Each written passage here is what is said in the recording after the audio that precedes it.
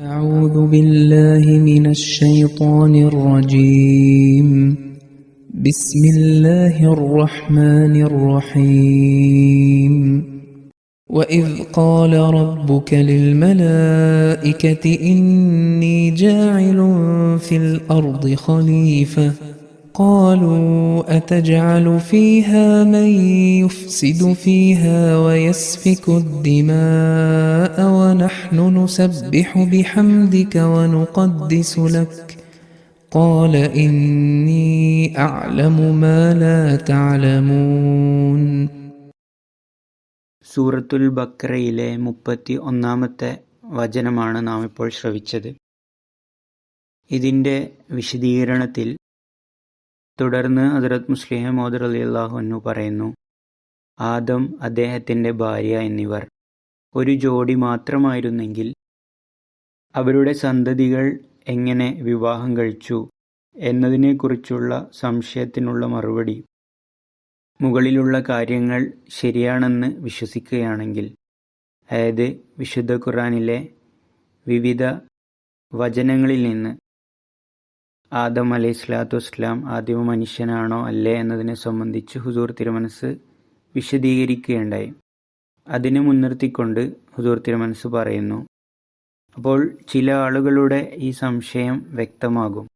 അതായത് ആദമും അദ്ദേഹത്തിൻ്റെ ഭാര്യയും ഒരു ജോഡി മാത്രമായിരുന്നെങ്കിൽ അവരുടെ സന്തതികൾ ആരെയാണ് വിവാഹം കഴിച്ചത്?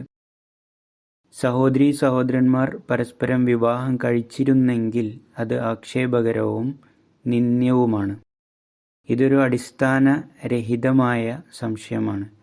കാരണം മുകളിലുള്ള വിശദീകരണമനുസരിച്ച് ശരീഅത്ത് ആദമിൽ നിന്നാണ് ആരംഭിച്ചത്. അപ്പോഴേക്കും മറ്റ് നിരവധി മനുഷ്യർ ജനിച്ചിരുന്നു. അതിനു മുൻപുള്ള കാലഘട്ടത്തെ സംബന്ധിച്ചിടത്തോളം ആ സമയത്ത് മനുഷ്യൻ്റെ തലച്ചോറ് പൂർണ്ണമായി വികസിച്ചിരുന്നില്ല. ശരീഅത്തിനെ മനസ്സിലാക്കാനോ അതിൻ്റെ അടിസ്ഥാനത്തിൽ പ്രവർത്തിക്കാനോ കഴിയുമായിരുന്നില്ല. അതിനാൽ അതിൻ്റെ ഏതൊരു പ്രവൃത്തിയെയും ആക്ഷേപകരമെന്ന് പറയാൻ കഴിയില്ല.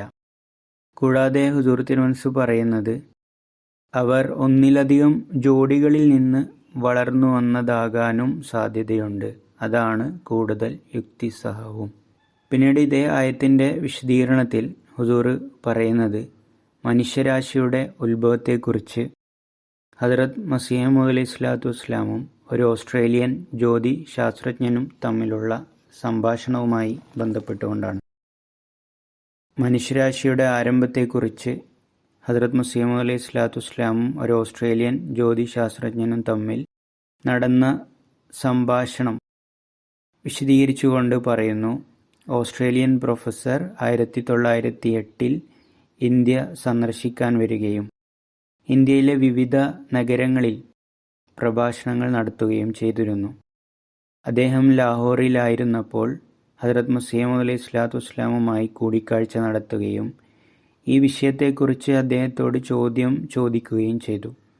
അദ്ദേഹത്തിൻ്റെ ചോദ്യവും ഹദ്റത്ത് മസീഹ് മൗഊദ് അലൈഹിസ്സലാത്തു വസ്സലാം അതിന് നൽകിയ ഉത്തരവും ഇപ്രകാരമാണ്. ചോദ്യം: ബൈബിളിൽ എഴുതിയിരിക്കുന്നത് ആദം അഥവാ ആദ്യത്തെ മനുഷ്യൻ ജയ്ഹോൻ സൈഹോൻ എന്ന സ്ഥലത്താണ് ജനിച്ചത്. ആ പ്രദേശം അദ്ദേഹത്തിൻ്റേതായിരുന്നു എന്നാണ്. അങ്ങനെയെങ്കിൽ ലോകത്തിൻ്റെ വിവിധ ഭാഗങ്ങളിൽ, അമേരിക്ക, ഓസ്ട്രേലിയ തുടങ്ങിയ സ്ഥലങ്ങളിൽ കാണുന്ന ഈ ആളുകൾ ഈ ആദമിൻ്റെ സന്തതികളാണോ? ഇതിനു മറുപടിയായിക്കൊണ്ട് ഹദ്റത്ത് മസീഹ് മൗഊദ് അലൈഹിസ്സലാത്തു വസ്സലാം പറഞ്ഞു, ബൈബിളിൽ പറയുന്നത് പോലെ ആദം ജനിച്ച ഏകദേശം 6000-ഓ 7000-ഓ വർഷം മുൻപാണ് ഈ ലോകം ആരംഭിച്ചത് എന്നും അതിനു മുൻപ് ഒന്നും ഉണ്ടായിരുന്നില്ല എന്നും ദൈവം നിഷ്ക്രിയനായിരുന്നു എന്നും ഞങ്ങൾ വിശ്വസിക്കുന്നില്ല. ഈ സമയത്ത് ലോകത്തിൻ്റെ വിവിധ ഭാഗങ്ങളിൽ വസിക്കുന്ന ഈ മുഴുവൻ മനുഷ്യ സമൂഹവും ഈ അവസാനത്തെ ആദമിൻ്റെ പിൻഗാമികളാണെന്നും ഞങ്ങൾ അവകാശപ്പെടുന്നില്ല. വിശുദ്ധ ഖുർആനിലെ വചനങ്ങളിൽ നിന്ന് മനസ്സിലാക്കാൻ കഴിയുന്നത് പോലെ ഈ ആദമിനു മുൻപും മനുഷ്യ സമൂഹം നിലനിന്നിരുന്നു എന്ന് ഞങ്ങൾ വിശ്വസിക്കുന്നു. അള്ളാഹു പറയുന്നു, ഇന്നി ജാഇലുൻ ഫിൽ അർളി ഖലീഫ, നിശ്ചയമായും ഞാൻ ഭൂമിയിൽ ഒരു ഖലീഫയെ നിശ്ചയിക്കാൻ പോകുന്നു. ഖലീഫ എന്നാൽ പിൻഗാമി എന്നാണ് അർത്ഥം. ഇതിൽ നിന്ന് വ്യക്തമാകുന്നത് ആദമിനു മുൻപും സൃഷ്ടികൾ നിലനിന്നിരുന്നു എന്നാണ്. അതിനാൽ അമേരിക്കയിലും ഓസ്ട്രേലിയയിലുമുള്ള ആളുകളെക്കുറിച്ച് അവർ ഈ അവസാനത്തെ ആദമിൻ്റെ സന്തതികളാണോ അതോ മറ്റേതെങ്കിലും ആദമിൻ്റെ സന്തതികളാണോ എന്ന് ഞങ്ങൾക്ക് പറയാൻ കഴിയില്ല. ബാക്കി ഇൻഷാ അല്ലാഹ് അടുത്ത ദർസിൽ. അല്ലാഹുമ്മ സ്വല്ലി അലാ മുഹമ്മദിൻ വആലി മുഹമ്മദ്.